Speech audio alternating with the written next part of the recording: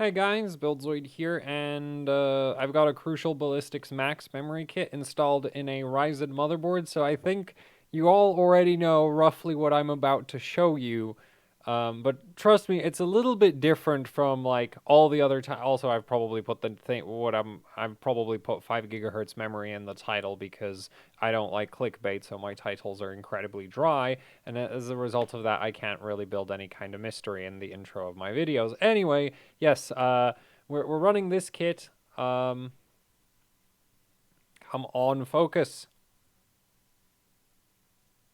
Yeah, 32 gigs, 2x16, Crucial Ballistix MAX 4000 CL18, 16 gigabit Micron Revision B memory chips on this. It's single rank. It uses the A3 PCB memory layout, which is basically an A2 PCB just with spacing for the larger memory chips, because the 16 gigabit memory ICs are just, they take up more space than your 8 gigabit memory ICs physically, like they are larger. So they need a PCB that can accommodate that increase in size, and so these are on an A3 PCB, but ultimately it's just A2 for big memory chips. Anyway, I'm just going to turn this on right now. The thing is, it is extremely temperature sensitive, so we're going to get a fan on there. What the hell is it?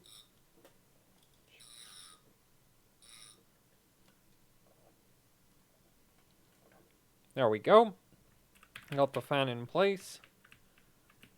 And it started. So, I let it go all the way to Windows. That was a mistake. Because right now it's not on the 5 gigahertz profile. Right now it's on a 3800 CL14 profile, because we will be doing comparisons of 5 gig versus 3800 CL14 with this memory kit, and yeah, and it's like at equivalent voltage and like, well, I'm not sure that the 3800 needs as much voltage as the 5 gig. It probably doesn't. But the thing is, I didn't really want to bother spending time dialing in different voltages for both profiles. Anyway, the crazy thing with this 5 gigahertz overclock is this stuff is extremely temperature sensitive. Like, if the room temperature goes up or down, like if the temperature, like I originally set this profile up at like 3 in the morning or something. And so the room was relatively cool, because it was, middle of the night. Um, and I managed to get all of the settings up and running at 1.6. But the problem is, if I try to run those same settings with the room ever so slightly warmer, it doesn't work anymore. It needs 1.6, like it needs more voltage. So 1.65 it is, for now, which, yeah.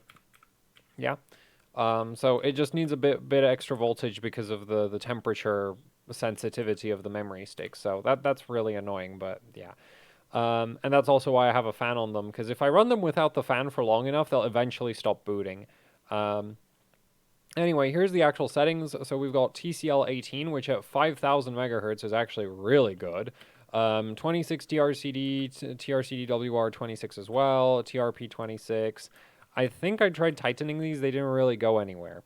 TRAS 46 is 46, TRC 77, TRFC 777. TRFC should probably do like 740 or something, but again, like the good thing is going from 777 to 740 doesn't really make much of a difference, and going below 700 is not possible. I've tried that. It definitely doesn't work. TWR12, WTRSNL 48, 46 for the TRRDs. Yeah, so basically this is kind of like the main difference with this right here compared to some of the, well, compared to what I normally run for BDI is like the TRC timings are really loose. Also, BDI doesn't, like, I've not gotten BDI to do 5 gig on ambient. It's way, puts way, like, technically speaking, BDI is fully capable of 5 gigs. It's just way too heavy on your memory controller. So if you have a CPU on like your most CPUs can't boot BDI at frequencies that high. At least none of mine can. So Yeah. Anyway, yeah, so like the main difference, if this was a VDI kit, I'd expect the TRFC to be lower and the TRC to be significantly lower. But yeah, the rest of the subtimings are actually perfectly good. I've tightened up the tertiaries a little bit. So yeah, and for the on-die termination, it's just 32 ohms, and then drive strength, I'm just using 20 ohms. So basically the same settings I use for the Rev E 5 gigahertz memory, attempts. Which yeah, is pretty neat that basically the same settings work everywhere. Similar goes for the voltages, right? Like also this is at 1900 FCLK. Yeah, like this actually performs quite well, which is why we're going to be doing a comparison between like 5 gig and 3800 CL14. Now, this is still not practical to run. The voltage is a little bit like the temperature sensitive. It's not even so much the voltage; it's like the temperature sensitivity. That's the biggest concern, because Corsair actually has a 5 gigahertz 1.6 volt bin of, I believe, this memory IC. So 1.6 volts is actually like should be fine for long-term use, considering Corsair is literally selling a kit with that as its XMP profile. But yeah, with my sticks, I would need to like chill them somehow because they are just not stable. Like they will not maintain stability at these voltages if the room temperature goes up a couple degrees. Like, and by a couple degrees, I think the room probably went from like 20 to 23, and that was enough to completely destabilize it. So, or maybe from 20 to 25. So like a 5 degree increase in temperature and the memory just goes straight to hell in terms of stability. So yeah, so that was nice and easy, right? Like five gig just boots, which is also neat with these is these take a lot less work. Why, what? Oh, this is the old profile. We're going to have to fix that. But yeah, this is really easy to get up and running, which is kind of neat. So yeah, we've got 2500 megahertz. So that's our actual clock. Because the thing is the DDR4-5000, which technically like the BIOS says it's DDR4-5000 megahertz. It's like it's not actually, it's 5000 mega transfers, but nobody actually, like nobody says that. So 5000 megahertz it is. CPU-Z actually uses correct terminology though. So that's why it's at 2.5. Anyway, we're not going to run benchmarks with the current settings right now because I do want the CPU frequency to be equivalent between the 3800 C14 and the 5 gig. And also, I like the thing is this is actually relatively stable. We're going to be running like Intel burn test on this, which it's not really a memory stress test, but it does have a nice little performance indicator, and it's relatively FCLK and like memory heavy. So it's kind of like IDA is very, very easy to finish. Like if we're just talking benchmarks, then Geekbench is like one step above. Like Geekbench is somewhat harder, and then you've got like, and then at the end of that is like IBT is really, really quite hard because that IBT is basically a really old version of LinPack. So I think I have the settings correct, right? It was 4.3 at 1.325. Yep. Like IBT is not a great CPU test, but it does put a lot of load on the memory system. So that's what it's cool for. And it also scales with memory performance quite well, which is why we're going to be running a little bit of that. And we're going to run IDA, and we're going to run Geekbench, and we're also going to run SuperPi 32 million because that's also like SuperPi, not 32 million. We're going to run 4 million. 32 million takes forever. But yeah, SuperPi is a really great memory benchmark. So that's why we're going to be running that as well. So let's just start with IDA. And so interestingly enough, IDA actually prefers the 3800 CL14 compared to the 5000 CL18. But the funny thing is, all the other benchmarks I've run actually don't really see a difference between them, and Geekbench favors 5000 CL18. So yeah, which I just find very, very interesting. So like we're getting 5.53 gigabytes per second read in IDA. The write speed is just limited by the fact that this is a Ryzen 5 3600. So yeah, like at this point, I think I've done 5 gig memory on every single CPU I have with 1900 FCLK on every single CPU I have. So it like, yeah, anyway, but So IDA, we get 53 gigs, or almost 53 gigs per second read.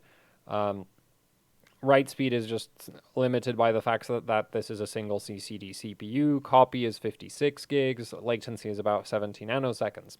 So the latency is really high because obviously we're desynchronized between the Infinity Fabric and the memory controller. And the funny thing is, like, you might be like, oh, why don't you synchronize the Infinity Fabric by running the Infinity Fabric at like 1250 megahertz? Because the memory controller is currently running at 1250, right? Because the memory controller to memory frequency ratio is 2 to 1. But the funny thing is, if you drop your Infinity Fabric to 1250 megahertz, it's so incredibly slow that it doesn't do anything for your, like, your latency ends up going up.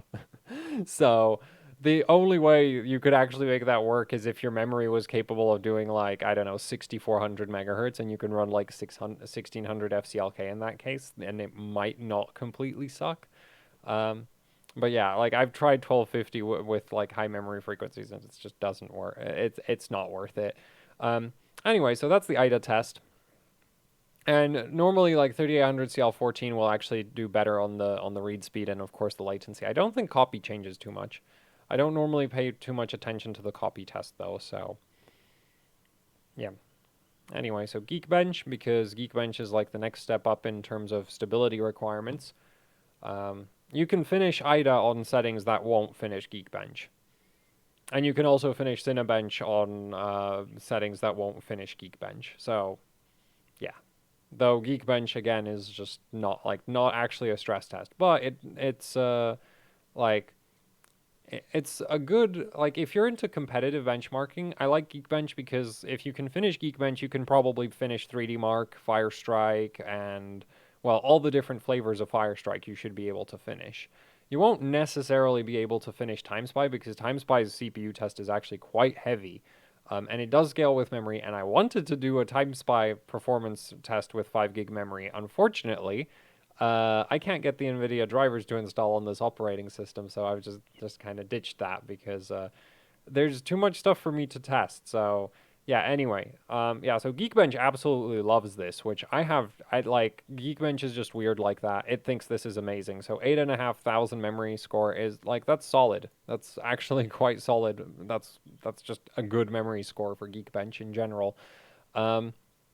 So yeah, and the multi-core score, wait, actually I have notes somewhere.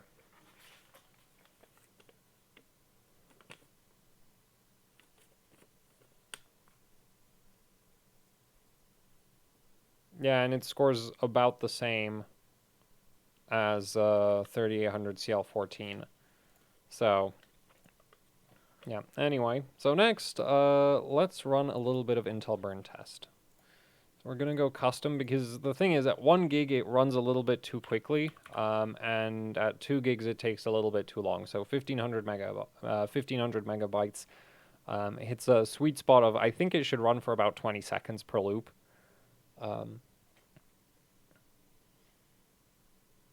And this is definitely the heaviest workload out of everything I've tested this memory on. And I'm actually really surprised that it can run IBT at all. Especially considering, like, it's also 1900 FCLK. Like, this is a workout. So, yeah, and so we're getting like 80 gigaflops in terms of performance.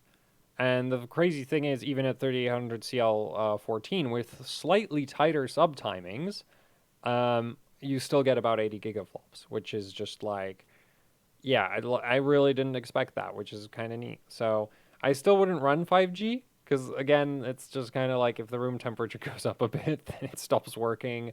If you had this in an actual case, you probably couldn't maintain the internal air temperature low enough to run this without, well, maybe you could run it at like 1.7 volts or something.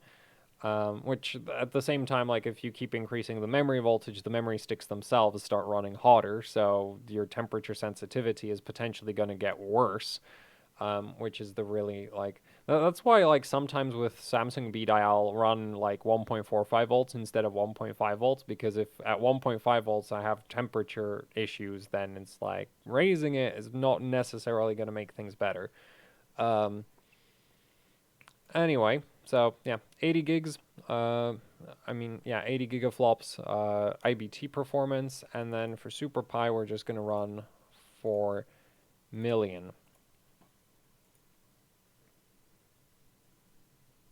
Oh, and I forgot to set priorities for SuperPi. Hopefully it's okay. Like, the thing is with running SuperPi on Windows 10 is it's sometimes really inconsistent. Um, and setting priority really helps with the consistency, but I just forgot to do that. It also improves the performance a little bit, but yeah, and we're using 4 million because like 32 million is technically more sensitive to memory settings, but it also runs significantly longer. So yeah. And the reason why I'm running all these different workloads is like when I saw, like, if you look at the IDA numbers, you would think that 3800 CL14 is just better. But these workloads like SuperPi, like, well, Geekbench doesn't actually calculate anything for its memory score. It runs a synthetic memory benchmark that just works differently from IDA's synthetic memory benchmark.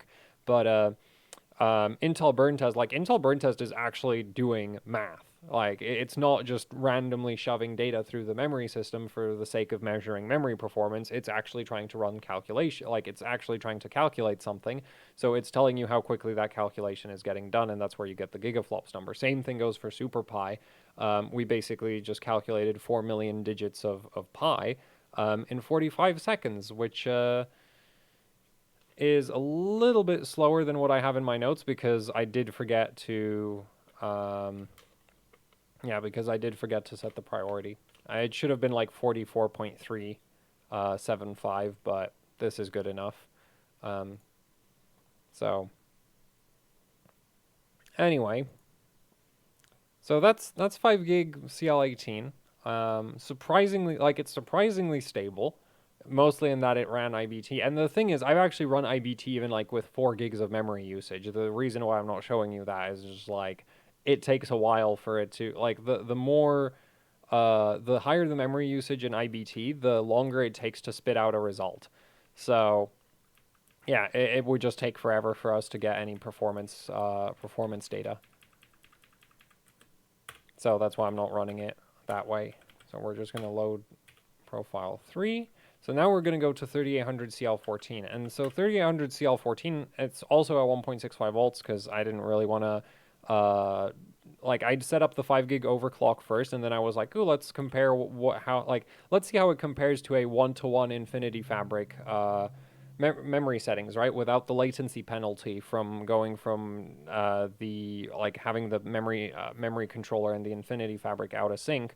Let's eliminate that latency penalty and see how the performance behaves. And yeah, anyway, so here's the settings. Also, I've tightened up the timings because at 3800 you can run tighter timings than you can run at 5 gig. So 14, 18, 18, 34 for the primaries, 60, 580. This doesn't really go any lower. TWR is 10 now. Actually, you can just look at the grayed out values to compare against what they were previously to what they are now. Yeah, and then for the tertiaries, it's the same.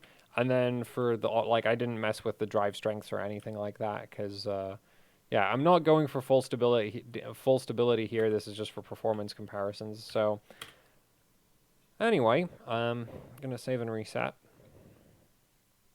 And that's also 4.3 gigahertz on the CPU. And I have to drop the CPU down to 4.3 gigahertz for Intel burn test because it will not run Intel burn test at 4.4.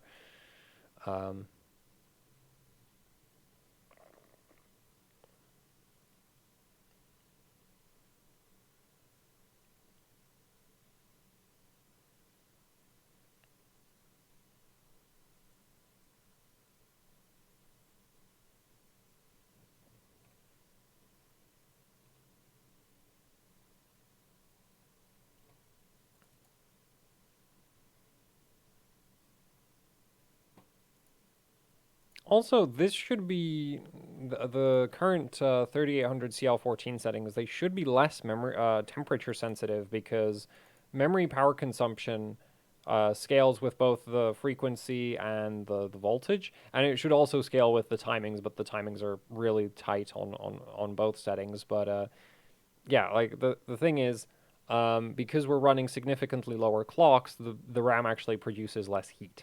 So in theory, this should be slightly less temperature sensitive and shouldn't necessarily need as much voltage as the 5 gigahertz overclock. So there's a good chance you could actually daily this, whereas the 5 gig is just like, well, it doesn't perform like it seems to perform about the same, but you can't really run it because it's just super super sensitive. Anyway, so yeah, this is the thing that I was talking about, where it's like IDA absolutely prefers 3800 CL14. Or well, initially it looks like it, right? Because you've got your 55 gigs read instead of 53 gigs read. Write is still the same because that's just limited by the single CCD-ness of a Ryzen 5 3600. We've got a copy score of about 53 gigs, so copy's gone down, read has gone up. Latency is down to 64 nanoseconds, which is like that's actually quite good. I'm actually surprised that this memory can do 64 nanoseconds at all. So I'm impressed with that. I'm not sure like that, well, I do eventually plan to do like a stable memory overclock with these memory sticks, not necessarily on this motherboard, or I'm not sure where I'm going to demonstrate it, but yeah, like this is a good sign. Like as far as I'm concerned, that's a good sign. I'm thinking for daily stable settings, this might be able to do sub 65 nanoseconds, which, yeah, that's impressive. Like obviously with say BDI, you could maybe push a little bit lower than that, but it's still cool that there's now other memory ICs that can actually go sub 65 nanoseconds without too much difficulty. So anyway, so that's the IDA performance, which so I like basically copy's gone down, read performance is up, latency is better. Now if we run Geekbench massively prefers the 5 gigahertz memory settings, which is interesting. But that's just down to, you know, how its synthetic workload works.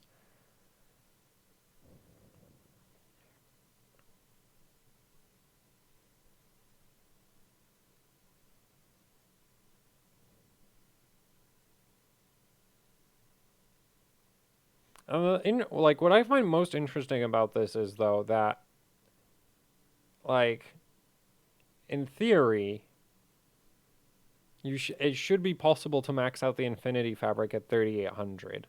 So I should maybe test also like a 3950X with these sticks, because maybe the fact that the CPU has only a single CCD is actually affecting the way the memory benchmarks like behave, because you only have like the Infinity Fabric has half as much write capacity as it would have if we had like a 3950X or something. And yeah, so Geekbench, the memory score is down, but the actual compute, like the actual like workloads, they're about the same as at 5 gig, which yeah, so that's pretty interesting. And then memory score is down, which yeah, Geekbench definitely prefers the 5G.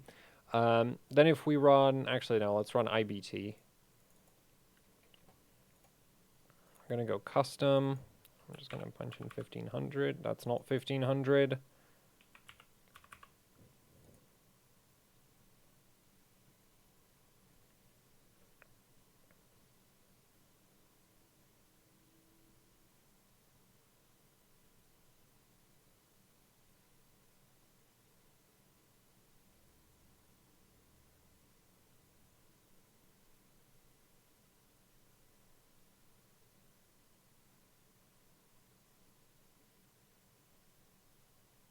And yeah, this is also getting about 80 gigaflops, which is just like, I was really hoping when I tested the 5 gig and I did my performance tests, because basically I first ran IDA and then I ran Geekbench and I was like, whoa, Geekbench, like IDA was scoring pretty badly, right? And then Geekbench spits out its 8,500 and I'm like, I wonder if that translates into actual mathematical like workloads instead of synthetic memory, you know, performance tests.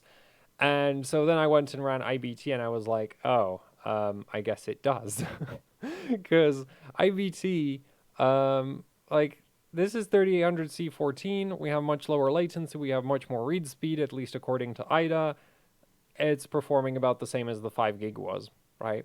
Like, there's a bit of variance in the speed, but that's normal. All like both of them are between 81 and 80 gigaflops 80 gigaflops. So, you know, yeah, and now it's dropped down again. So That's just normal variance in Intel burn test.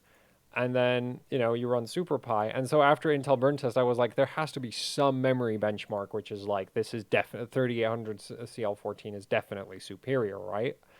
And apparently not. Like, apparently if you just clock the memory high enough, you can make up for the penalty in the Infinity Fabric,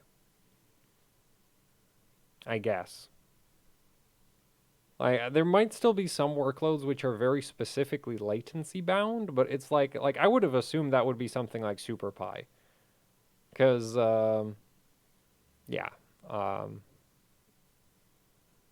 like admittedly I'm not like like I don't generally bench SuperPi very much, but as far as I'm aware, SuperPi should be relatively latency sensitive. But as you can clearly see, 3800 CL14 is basically about the same speed as the 5 gigahertz CL18. And admittedly, 3800 CL14 and 5000 CL18 are actually the same cast latency, um, which, it doesn't sound like it, but it is. In fact, 3800 CL14 is ever so slightly weaker than 18, because if we go 18 divided by 5000, right? And then you multiply it by 3800, because the thing is, all of your memory timings are measured in clock cycles. So at 3800, I should actually be running CAS 13.68, but we can't do that because there's no such memory. Like there's you can't set less than a whole number. So you can't have fractional clock cycles for your various memory operations. But yeah, so like I just find it like it's really interesting to me that this actually performs like 5G on these memory sticks performs about the same as 3800 CL14 on these memory sticks. And I guess if you could run 5 gig on BDI, that would be very, very interesting, because your primaries wouldn't necessarily be significantly better than what these memory sticks are doing right now. So like the 5000 CL18, if I was on BDI, I would expect to see maybe 5000 CL18. Like the thing is, it won't post though, so it's kind of the main issue. It won't turn on at that point. I need to mess around with that. But yeah, so like I just found this interesting that like for once it's not just like, oh, 5 gig is completely worthless, the performance is terrible, because um I do believe that like these sticks actually just do better, slightly better TRFC than the Micron Rev E sticks do. The some of the subtime, I think either the primaries or something somewhere is slightly better than Revision E memory. And so, yeah, these actually make sense at 5 gigahertz, which is or well, it's still not like you still have the whole, it's temperature sensitive, it needs a bunch of voltage, it's kind of a pain to run, and probably not actually fully stable, but the performance is actually there. Whereas if you look at like the settings that I normally run with the Rev E kits for 5G, um, if I'm not mistaken, basically all of those setups would be getting like I think some of those setups were running sub 50 gigabytes per second reads in IDA. At which point it's like it's not IDA specifically disliking the settings, it's just like it's just bad. If you're getting 45 gigabytes per second read in IDA at 5 gigahertz, your timings are atrocious.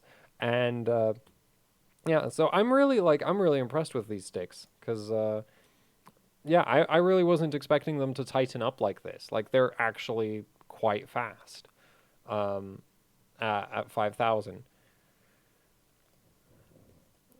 Not in a noteworthy way above 3800. Like, again, I also just showed 3800 C14 performing exactly the same, which, but I was expecting 5G to just get completely obliterated by the 3800 CL14 settings. Because I figured that the latency penalty for having the Infinity Fabric desynchronized would just like the thing is, there's not really like there's no real timing advantage in favor of either of them, or actually the 5000 might have a slight advantage on some timings, well, some of the secondaries, but Actually, no. TCWL is the same.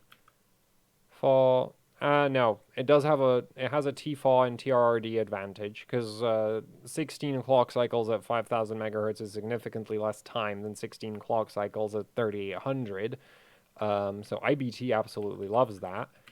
The tertiaries are the same. I wonder if they might not, like, the thing is, I'm pretty sure if the SCLs go lower at 3,800, they'll also go lower at 5G. So that's not really gonna, like, yeah, so, like, it's just kind of neat. It's like 5G memory that doesn't, like, I was really expecting it to just get completely obliterated in performance by 3,800, but no, it doesn't. It's actually kind of, it's actually, like, for once, the frequency reflects the performance. So I was really surprised by that. Um, and yeah, so that's that's it for this video. Thank you to Crucial for sending over the memory sticks. And what else was there? Right. Like, share, subscribe, leave any comments, questions, suggestions down in the comment section below. If you'd like to support what I do here with actually hardcore overclocking, I have a Patreon. There's a link to that down in the description below. And then there's also the AHOC Teespring store where you can pick up shirts, stickers, posters, and, you know, the usual YouTuber merch. And yeah, there's links to both the Patreon and Teespring down in the description. They help out immensely with running the channel. So yeah, that's it for the video. Thank you for watching, and goodbye.